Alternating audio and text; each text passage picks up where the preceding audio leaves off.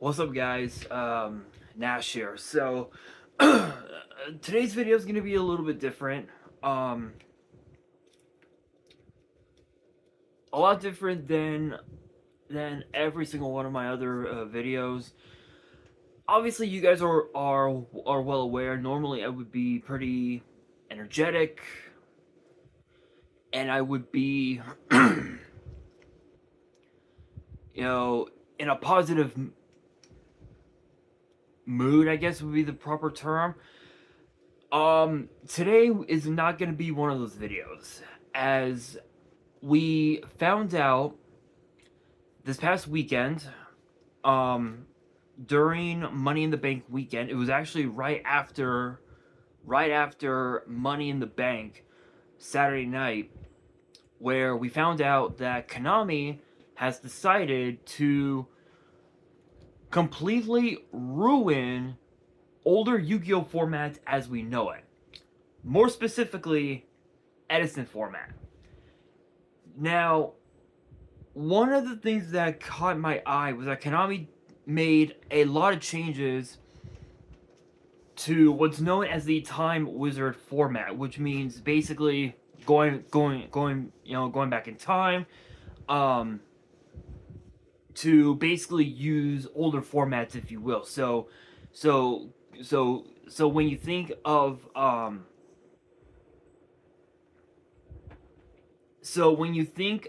the April 2014 ban list, you think of, was it Dragon Ruler and something? It was Dragon Ruler and one other deck. April 2010, obviously Edison format, and then April 2005 being the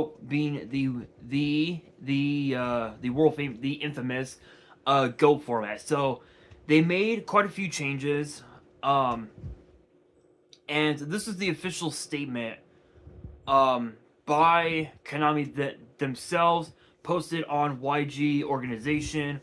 Here's the official statement. It says here, for reasons unexplained, Time Wizard will now be a less than accurate mirror of the past. Question is, what are the rules for a Time Wizard format? And it was answered as follows. Time Wizard events use the available cards Forbidden and Limitless rule regarding a drawing on the first turn, and the dueling field of the selected Time Wizard format. Starting at the NAWCQ, the obviously nationals, current game mechanics and card techs will be used for Time Wizard events. There will primarily be 3 Time Wizard formats offered as public events at the North America World Championship Qualifier 2025. The first format will use the April 2014 Forbidden and Limited list, and the last legal set will be the Realm of Light structure deck. This will be the April 2014 format Time Wizard event. This format will be used for Time Wizard Attack of the Giant card public event. So again, April 2014 is obviously Dragon Ruler format. The second format will use the March 2010 Forbidden and Limited list, and the last legal set will be Duelist Pack Kaiba. This will be the April 2010 format Time Wizard event. Edison. The third format will use the April 2005 Forbidden and Limited list, and the last legal set will be Dark Beginning 2. This will be the July 2005 format Time Wizard event. GOAT. These 3 formats will be the primary formats offered. They aren't the only formats possible. If you and your friends would like to play a different format, come chat with the event staff at public events to get your preferred format started. Okay. So obviously Dragon Ruler format and Go format. Obviously, GOAT is still yes a really good format to play because of the fact that you're able to use cards like Graceful Charity, cards like Pot of Greed, BLS, just Black Luster Soldier Envoy of the beginning. I think Chaos Sorcerer was still in the format at that time. There were quite a few banned cards that quite a few current banned cards now that you would see get played during Go format. And Dragon Rulers were pretty good as well, but Edison format was where things got very interesting because of the fact that there were so many cards used during Edison format. A lot of those cards ended up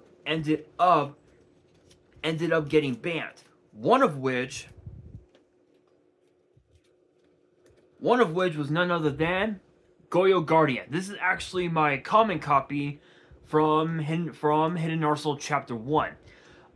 So the original effect, it stayed the same, but its summoning mechanic that made this card very worse. Originally, it was just a tuner and a non-tuner, and that was it. Now they've basically made it so you need an Earth tuner. Does that particularly mean that the card is bad? Yes, but let's not forget during Edison format, X-Saber Airbellum was legal during that time. So obviously, yes, hypothetically speaking, you can run, if you're playing Blackwings like me, like with my Edison deck, mine is Blackwing.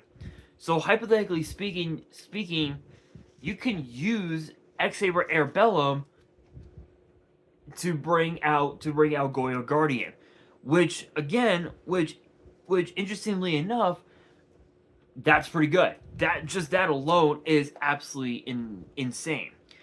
Then of course you got compulsory evacuation device. This became this became a very powerful card because of the fact that priority has been removed. According to a post on X, I don't know if it was a Reddit post or something like that, but apparently Elemental Hero Absolute Zero, Ab-Zero became less useful because of the fact that when it got removed, whenever it gets removed from the field, priority kicks in. Now they made it so priority is no longer allowed. That makes this card the most powerful trap card in the entire format right now, and even that's just insane. That is just insane, but not as insane as DD Crow.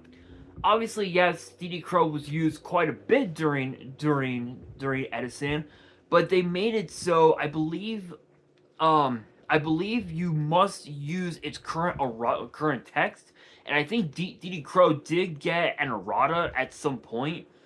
So now they made it so it's a quick effect, meaning that you can do it like literally any time. You can even use it during your turn if your opponent tries to play, try to activate, let's say, Call by the Grave, and they wanna Call of the Haunted. Sorry. If they activate Call of the Haunted and they want to target and they want to summon out, like, let's say a Blue Eyes White Dragon, you can use DD Crow at instant speed, Magic the Gathering reference, to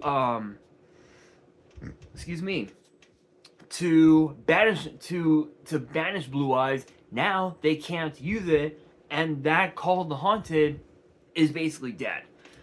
And also too, because that card, because that Goyo Guardian is now and has now become an unplayable card, this makes Stardust Dragon the most powerful card in literally the most powerful synchro in existence, because it's a negate. It is a very powerful negate, and you can, hypothetically speaking, run 2 copies of this if you have a way to summon this card using your tuners and whatnot. You can, but the other way you can go about it is through Starlight Road, because at that time Starlight Road was legal during Edison format, which is very funny. So Starter Dragon, very powerful, very powerful. There are 2 other cards that became, I wouldn't say no longer playable, but they made it so it's worse. That would be these 2. Brain Control, and Bryonic, Dragon of the Ice Barrier. These 2 cards have now been made so they can no longer be playable, and we have to use the current errata text. So with Bryonic, you can literally use its effect over and over and over again in a single turn, and your opponent would not be able to do a single thing about it. With brain control, you could target any monster and take control of it. Now, Brionic's effect literally is a hard once per turn, meaning you can only use it once, and that's it. And even BrainCon has also become a hard once per turn, where you're only allowed to target monsters that could be normal, summoned, or set. Meaning that if your opponent has an X-Saber Airbellum, you can activate BrainCon, pay the 800, target, and take control of the of that monster. But that really doesn't matter, because your opponent can use Stardust Dragon to use could use Stardust Dragon's effect to basically stop BrainCon from taking control of that particular monster, or your opponent can use Solemn Judgment as well, or they can also use this card, Book of Moon, on their own monster, so that you wouldn't be able to take control of it. But it wouldn't have mattered, because BrainCon would still resolve, so it wouldn't matter. But Book of Moon now is another card that's also become very powerful, because you can flip any monster face down, and you're pretty much just off to the races from there. These are just some of the cards that have either become very powerful now, or have lost their ability, I guess, if you will. Another card as well that has also lost its ability is none other than Dark Arm Dragon. So Dark Arm Dragon's original effect reads that you can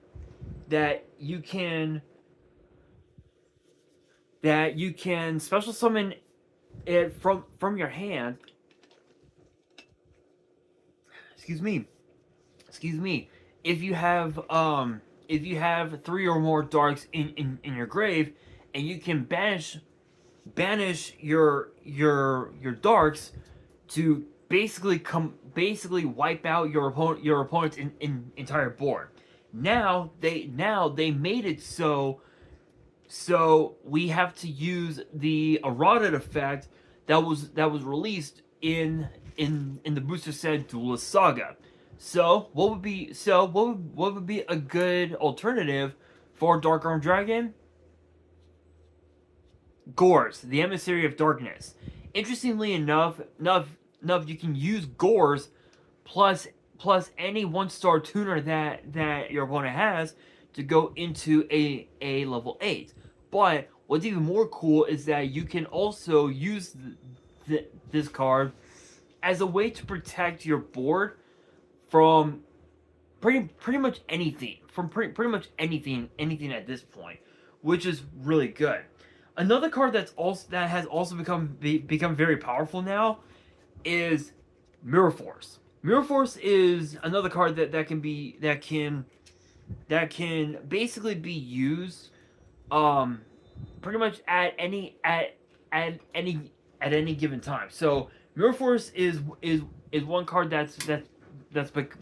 become very powerful, and now it's like once you set back row, your opponent now has to contemplate whether or not it's a Mirror Force.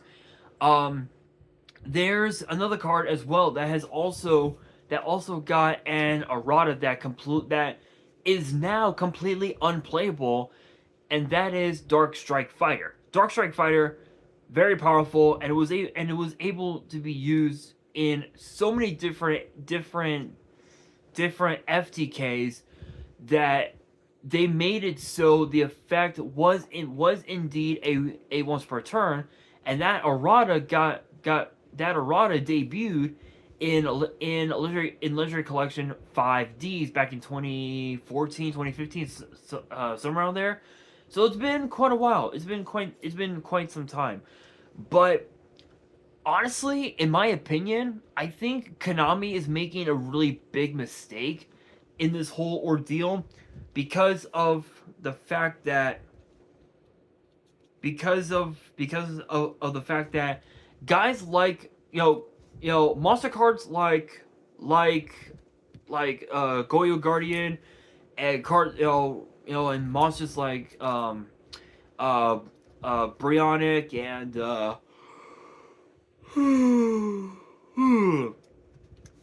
excuse me, and Dark Arm Dragon are cards that under the Edison format, because that those cards all are limited to one. They seem fine. They seem perfectly fine. And in fact, I actually want to look up Time Wizard format. I want to see.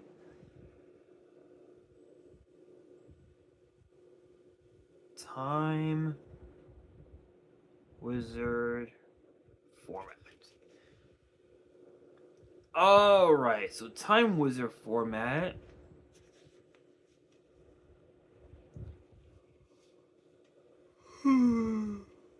Ugh. Excuse me. So it looks like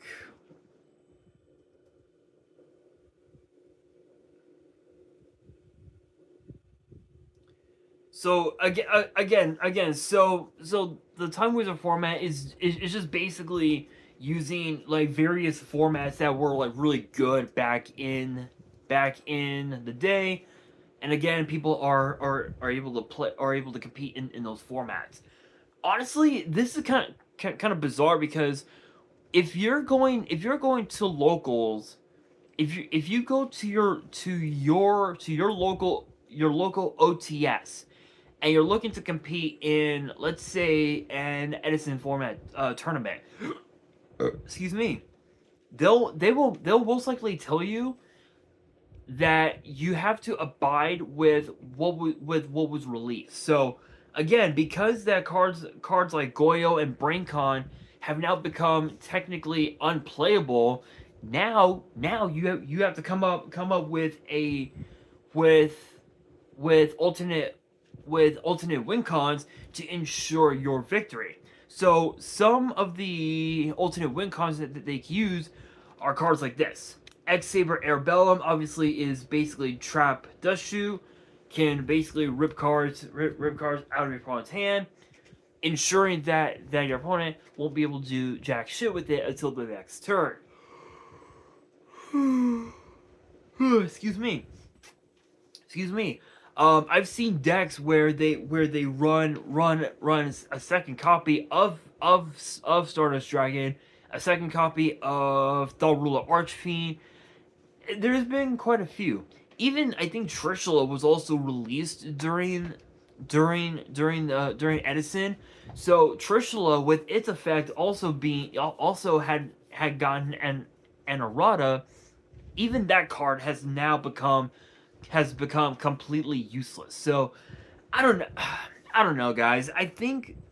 I think Konami is making a big mistake because of the fact that Edison format is a format that has been talked about by players, collectors, and even just fans of Yu-Gi-Oh in general alike.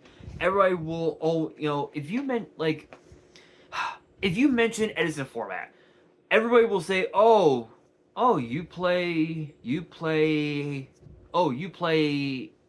Edison. I used to play Edison all the time. Yeah, I remember. Yeah, I remember when Goyo was good. I used to use that in so many FTKs. People will come up with will bring up they'll bring up some crazy stories about a certain card that helped them win an entire tournament, if you will. So Edison format became so popular because of the fact that there were so many decks in the format that they can play that were like really good. In fact,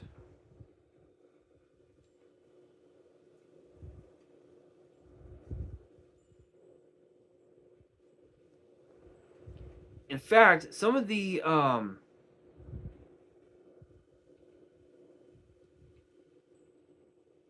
in fact, some of the some of the decks that were used during Edison format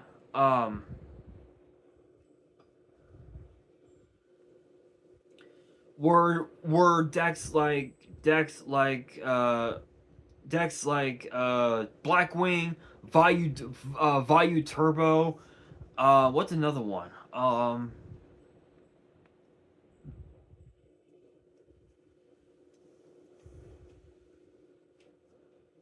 What's another one?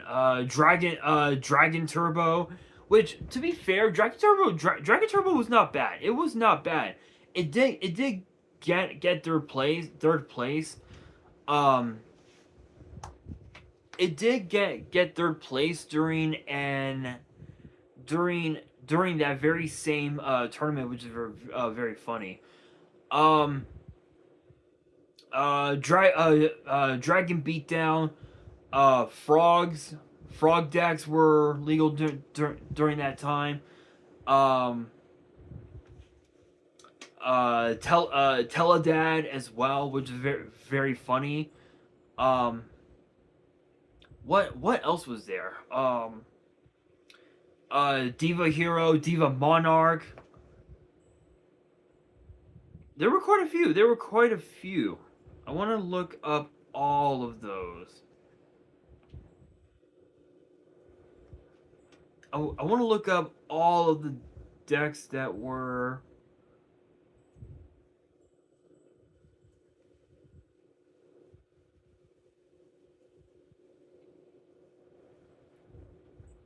used during that time.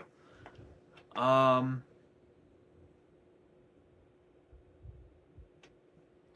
all right, so there was Hero, X Saber, Glad Beast, Light Swarm, Blackwing, Plants, Diva Zombie, Frog Monarch, Machina Stun, Zombies, Hero Beat, Fish Synchro, Frogs, Vayu Turbo, Dragon Beatdown, Pure Blackwing, Six Samurai, Cat Plants. Um,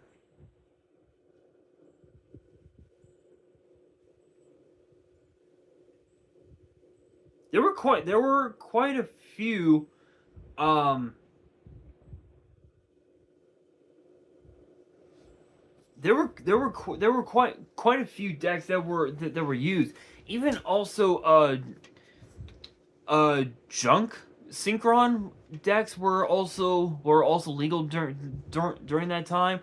But for the most part, the top decks that were like very broke, like really good, like real like top like tier zero during that time were Black Wings, Vayu Turbo, Hybrid, Hero Beat, um, Diva Frog, and I think Zombies. Those were the top six that were really good. So I don't know. I don't know. I think Konami is making a massive mistake on this, because if they go through with this idea of us having to use the current errata text of certain cards, this will make Edison not completely unplayable, but this will force players to rethink their deck building, and they'll have to find alternate win cons for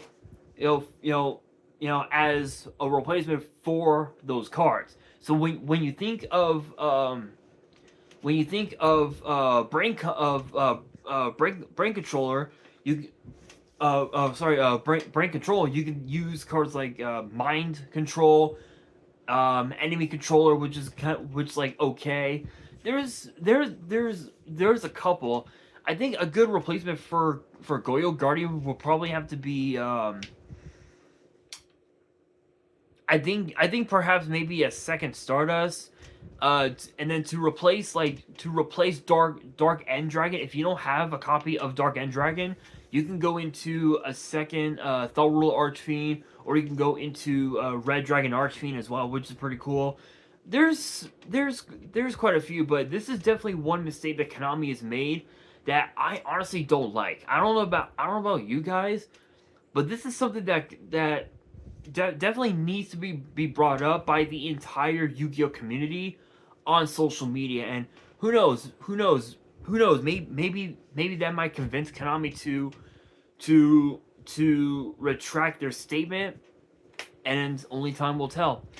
But on that note, let me know down in the comments below your thoughts on this whole thing, and do you believe Konami is making a mistake on this idea? Let me know down in the comments below, and that'll do it for today's video. Hopefully you guys enjoyed. If you did, make sure you guys smash that thumbs up button. If you guys are new to the channel, you guys want more Yu-Gi-Oh topic videos in the future, then be sure to subscribe to the channel and turn on the notification bell. And as always, make sure you guys are following me on all of my social media. All of my ads will be in the description below, as will the info to my fan mail. It will also be in the description as well. And on that, this is your boy Nash, signing out.